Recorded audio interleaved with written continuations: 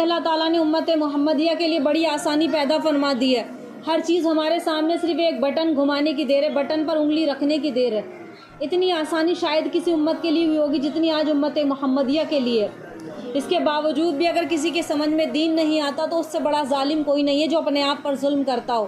نبی کے صحابہ نے کیسی زندگی گزاری، ہمارے سامنے سب چیزیں ہیں، لیکن اگر پڑھے اور سمجھے تو پتہ چلے گا.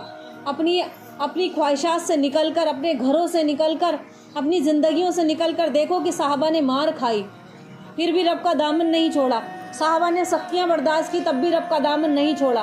ساری ایک ہی خواہش ہے آج مسلمانوں کی، مائیں بہن بیٹیاں سب جمع ہیں کہ میرا گھر اچھا ہو، میرا کاروبار اچھا ہو، میری دکان اچھی ہو، بیٹے کی شادی اچھی جگہ ہو، میری بیٹی اچھی جگہ شادی بیاہ ہو جائے، میرا کاروبار اچھا چلے، اچھا دہیج ملے، بینکوں میں اچھا خوب ہم جمع کریں، اپنے بچوں کے لیے اتنا چھوڑ کے جائیں. یہ نحوست ہم نے اپنے ذہن میں بسا لی ہے. ارے رزق کا مالک تو اللہ ہے، وہ سب کو دینے والا ہے. عشق ہوتا ہے نا، محبت ہوتی ہے نا، جیسے ماں کو اپنے بچوں سے محبت ہوتی ہے تو پوری رات گیلے میں پڑھ کر رات گزار دیتی ہے. اگر بخار یا تکلیف بھی ہوگی تو وہ آہ نہیں کرے گی اپنے بچوں کے غم میں لے، کیونکہ اسے اپنی اولاد سے، اپنے بچوں سے محبت ہے. اور بالکل ٹھیک اسی طریقے سے جسے رب سے محبت ہو، جسے اللہ سے محبت ہو، جسے دین سے محبت ہو، تو اس کو کیا مشکل پیش آئے گی دین پر چلنے میں، وہ تو آنکھ بند کر کے چلے گا کہ میرے رب نے، میرے قرآن نے جو کہا حق کہا، سچ کہا. آج بندے قرآن پڑھتے ہیں پھر بھی اس سے برکت نہیں حاصل ہوتی. کبھی کسی زمانے میں قبرستان میں کسی شخص نے کسی کی قبر کھودی، کسی کو لے جا رہے تھے دفنانے کے لیے، تو قبر کھودتے ہوئے جیسے دوسری قبر بعض مرتبہ آ جاتی ہے ساتھ میں، تو ساتھ والی ایک قبر کھل گئی. جب قبر کھلی تو چہرہ دکھائی دینے لگا، اور چہرہ بڑا نورانی، پتہ نہیں کب سے وہ دفن تھی. تو جب پوری خبر کھود کے دیکھ لی، جب اتنی کھل گئی تو اور دیکھتے پتہ چلے کہ قبر، اس جگہ پتہ چلے گا کہ کامیاب کون ہے. یہاں آ کے پتہ چلے گا کہ اصل کامیابی کس نے حاصل کی، مال والوں نے یا دین والوں نے، دین کو سنوارنے والوں نے یا گاڑی بنگلے بنانے والوں نے. یہاں تو اس لیے کہتے ہیں کہ ظلم کرنے سے بچو اور ظلم سے بچو. آج ہم گھر گھر میں ظالم بن گئے ہیں، ظالم. تو اس شخص کا پتہ کرایا گیا، بستی میں پتہ کرایا گیا کہ فلاں کس کا جنازہ تھا، یہ کون شخص ہے، اتنا نورانی چہرہ، اور کب سے لاش اس کی دفن ہوئی ہے. پتہ کیا گیا، ایک خاتون کے پتہ چلا کہ ایک خاتون کا گھر ملا، ٹوٹی پھوٹی جھوپڑی تھی، اور خاتون سے پوچھا کہ وہ کون شخص تھا تمہارے گھر سے؟ میرا شوہر تھا.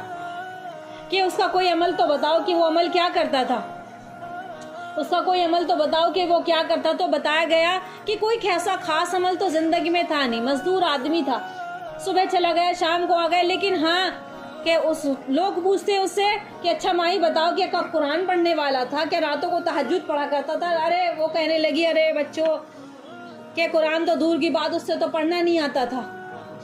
لیکن اس کا ایک عمل ایسا تھا کہ جب لوگوں کو مسجد میں قرآن پڑھتے دیکھتا تھا اس کا دل اس بات پر زور دیتا تھا کہ کاش میں بھی قرآن پڑھتا. تو ایک دن محبت میں جذبے سے قرآن خرید کر لے کر آیا. جب قرآن خرید کے گھر لے کر آیا تو جذبہ اتنا بنا، پڑھنا آتا نہیں تھا.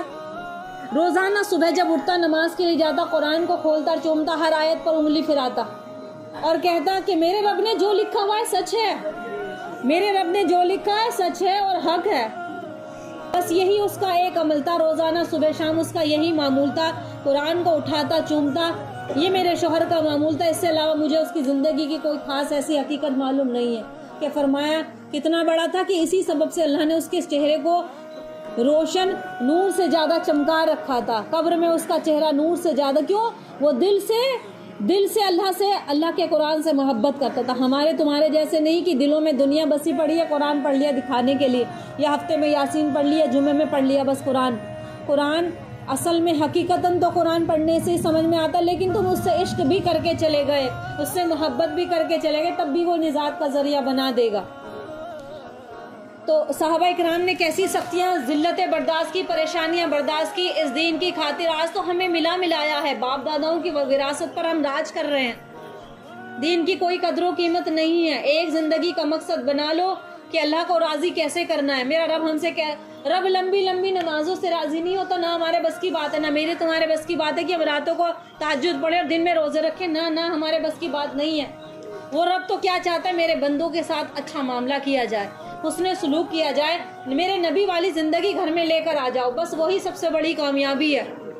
میرے نبی سے راضی ہے، جو میرے نبی کے طریقے پر چلے گا تو وہ تو میں تو اس سے راضی ہوں۔ ان کنتم تحبون اللہ فاتبعونی، تو کیسا نہیں کہ نبی کی زندگی کو ٹکرا دو۔